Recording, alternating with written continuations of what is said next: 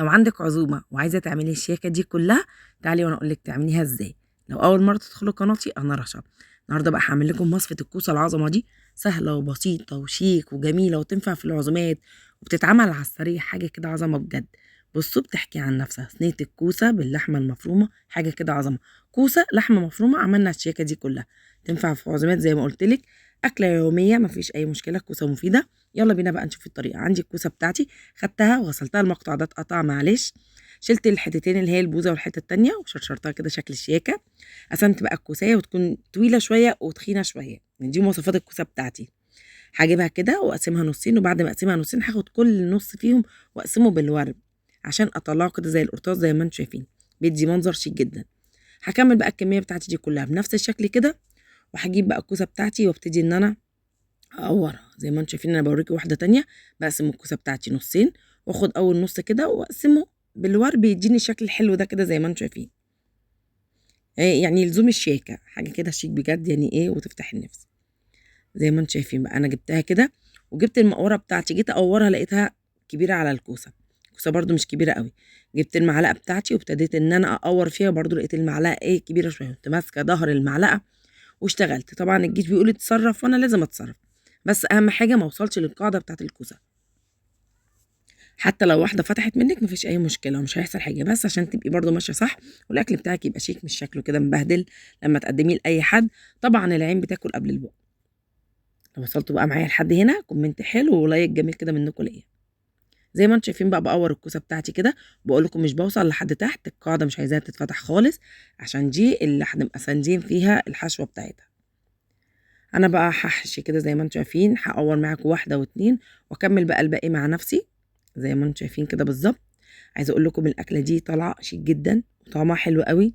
احنا بنعمل كتير كوسه باللحمه المفرومه، فدي فكره من الافكار اللي احنا ايه، بنبقى كل يوم عايزين فكره مختلفه.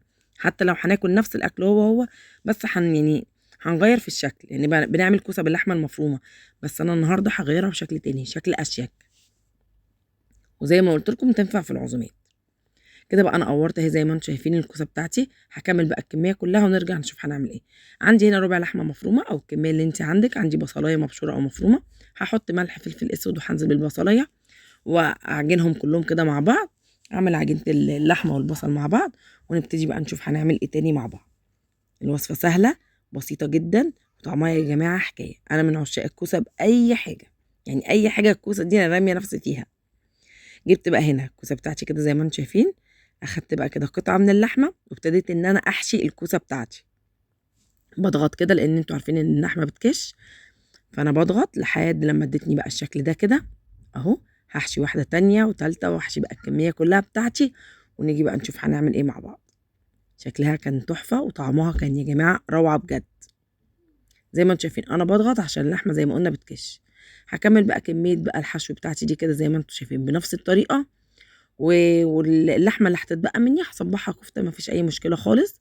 هكملها كده في الصينيه واصبحها كفته عادي. الكميه يعني كملت معاكي كوسه تمام، ما كملتش اعملي كفته ومفيش بألف هنا، يعني مفيش اي مشكله. لازم نتصرف في اي حاجه. هجيب بقى هنا عندي الكوسه بتاعتي وارصها كده شكل وردات زي ما انتم شايفين. دي طلعت فاضيه مش مشكله، بتحصل في احسن العائلات. جبنا بقى هنا الكوسه بتاعتنا اللي احنا حشيناها ورصيناها رصه حلوه، وزي ما قلت لكم كده اللحمه اللي اتبقت انا عملتها كفته.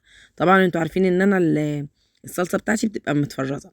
حطيت هنا بقى صلصه وملح وفلفل اسود ومعلقتين زيت، اديهم تقليبه حلوه، وانزل بقى اسقي كل الكوسه بتاعتي دي كده منها، واخدها بقى احطها في الفرن بتاعي، وهتطلع معاكم بالف هنا بالشكل اللي انتوا هتشوفوه معايا.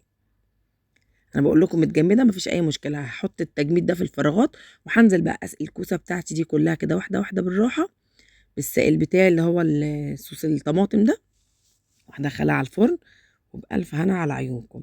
هتطلع بقى بالشكل العظمه ده، تاكلوها وتدعوا لي باذن الله. ادعوا لي دعوه حلوه كده بجد، الايام دي محتاجه دعاوي كده منكم. ربنا يفرح قلبكم ويسعده، ويا رب الوصفه تكون عجبتكم. ولو عجبتكم اكتبوا لي في الكومنتات، وبجد بيسعدني قوي كلامكم، بيديني طاقه. ربنا يخليكم ليا. بصوا بقى هنا حبه رز بقى بشعريه مع الكوسه دي، حاجه كده بقى وجبه عظمه بجد. حتى لو انت عملتيها كده الاكله دي اكله مفيده وجميله ما فيهاش اي حاجه خالص. كوسه طالعه مستويه جدا، طعم اللحمه فيها يا جماعه مع الكوسه ميكس روعه خالص. يا رب الفيديو يعجبكم ويكون كده خفيف عليكم، ويا رب اكون ضيفه خفيفه عليكم. اشوفكم في فيديو جديد، وبحبكم في الله، والسلام عليكم ورحمة الله وبركاته. استمتعوا بقى بالطبق الروعة ده. كنت معاكم رشا، بحبكم في الله.